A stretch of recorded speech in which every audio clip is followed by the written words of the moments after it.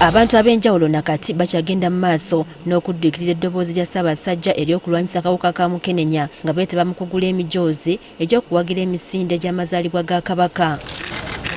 Mu bakiise embuga olwaleero mwe mubadde ne Supreme MUFTI wa Uganda Sheikh Muhammad Galabuzi ng'ono atenderezza Ssabasajja okusalawo okuleetanga emiramwa egitayawula mu ndowooza z'abantu. Naddala omulamwa guno ogw'obulwadde, kubanga obulwadde bujja bukwata atalina ddiini, bukwata alina eddiini, bukwata omwavu n'omugagga, kubanga ekkubo lye buyitiramu buli omu ku buli ddaala alyettanira. Supreme MUFTI akuutidde abafumbo okuba abeesimbu kyagamba nti kyakuyambako mu kukendeeza okusaasaana kwa siriimu. Kubanga mumanyi obulwadde wa gye buyitira. Abatalina kuba bafumbo mugumiikirize, ate oba osazeewo okufuna munno ekyalibadde ekibi nga nabakuyingira mu nsonga yonna mugende mwekebeze. Akatalatide n'abalwadde ba mukenenya obutegayaalirira mu nsonga za mukwano n'ekigendererwa eky'okusiiga abalala. Tosaasanya bulwadde ku bantu balala. Ogamba nange nabujja ku bantu naye kansaasanya, manya nti kino kano yakigerera kikome ku ggwe. Naye osanga abantu abamu nga balina ettima, bw'afuna obulwadde n'atandika okubusaasanya mu baana abato, mu bantu abakulu. Katikkiro wa Buganda Charles Peter Mayiga asabye bannaddiini okussanga emiramwa gya Kabaka ku mwanjo. Kubanga abakulu b'eddiini abantu bawulira amaloboozi gaabwe.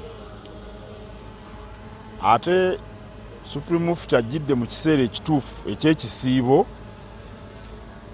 abantu mwe basuubirirwa okugendera ku biragiro bya Katonda. Mu balala abakiise embuga mwe mubadde amakampuni kw'ossa n'ebitongole bya gavumenti eby'enjawulo. Tuddeyo okulaba nti naffe twawulidde obubaka buno tujje tukwatire wamu ku ttiimu eno Kabaka gye yataddewo n'okulaba nti twongera okulwanyisa ensaasaanya y'obulwadde obwa mukenenya mu ggwanga lyattu Uganda. Every life matters. So kyonna ekikwata ku bulamu ffe nga Red Cross tubeerawo. Kati nga obwakabaka iyo partnership kabungambe yakamala ebbanga, so we can't afford okutabeerawo. Bano Katikkiro Mayiga abakubiriza obutasonga nnwe mu balwadde ba mukenenya ku mirimu gye bakolera wabula bateekengawo enkola ebagumya. Kubanga kakati eddagala weeriri